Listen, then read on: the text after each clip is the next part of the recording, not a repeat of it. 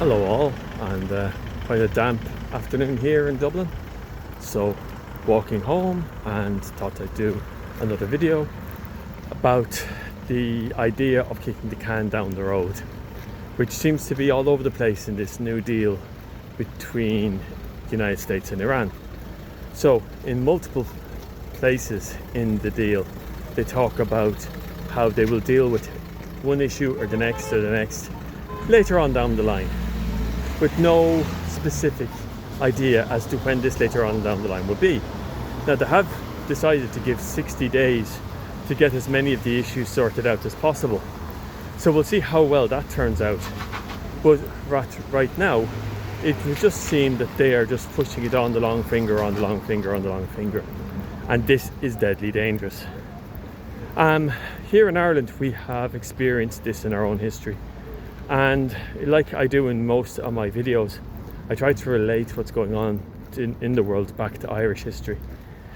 So when we gained our independence from Britain in 1922, one of the key issues that we had the difficulty with was what to do with Northern Ireland.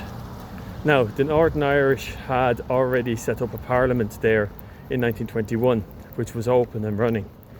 And the idea that the rest of Ireland had with regards to this, when we finally got a treaty signed with the British, was to amalgamate this parliament into the rest of Ireland and basically rule the whole island from Dublin, or administer the whole island from Dublin. The situation didn't turn out like that. The Northern Irish Parliament and key interests in Northern Ireland, particularly amongst business leaders, managed to convince the British government that Northern Ireland should remain, at least temporarily, part of the United Kingdom, and that this would be better economically and socially, and a better for the idea of the peace between the two sides. And this, you could make an argument towards it from their position. Northern Ireland was heavily integrated into the rest of the empire. Most of the large industries on the island of Ireland were located there. They required materials and resources from all over the world, which they were afraid they would be largely cut off from in a new independent Ireland. And already, even at the early stages, there was a lot of civil disruption within Belfast and other areas that makes the more recent riots that happened in Belfast look like child's play. So, despite the fact that you could argue the point that they might have had a legitimate reason to keep Northern Ireland part of the UK was not really interested in this. The British Parliament really just wanted to hand over the whole of Ireland to the Dublin government by the end.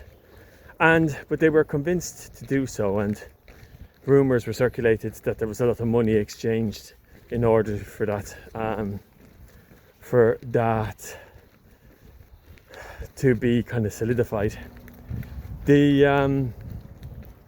What ended up was that the agreement within the treaty would be that Northern Ireland would remain part of the UK for a period of 5 years, and that a border commission would be set up to decide the actual border between the two jurisdictions.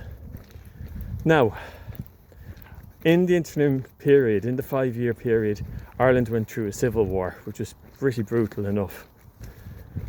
And there was a lot of upset within the Irish political system and social system over what to do with the unionist minority in the southern part of Ireland. Now, at the end, the unionist minority did end up amalgamating into Irish culture, or they moved to Northern Ireland, or they moved to Britain. So there was ways around it, and it didn't cause as much upset as people expected it to. But by the time the commission was actually in place, Northern Ireland had become solidified. It's been in existence for basically 6 years, 7 years, and thanks to further manipulations by the unionist leaders in Northern Ireland, the Border Commission ended up actually achieving nothing and the borders remained in place. So a idea that was supposed to only last for 5 years turned into a semi-permanent situation, which then turned into the state it is in today. And that is basically what you're talking about when you engage in kicking the can down the road. And temporary ideas end up becoming more permanent ideas very, very easily, and without too much manipulation by either side, in fact. One of my fears with regards to this peace deal between America and Iran is that they've given over to the Iranians huge amounts of cash and opened up their ports, relieving the blockade and relieving the sanctions on Iran.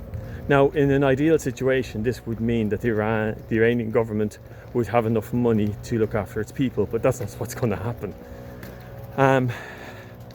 Everything else has been just put on the long finger, and there's absolutely no leverage now on Iran to cooperate in things like the nuclear deal. If the Americans or anybody else goes back to bombing them, they'll just close the strait again. Simple as that. Anyway, I think that we've run into the same trap that has happened in the Irish case and in many other cases down through history, that a temporary pause becomes a permanent solution.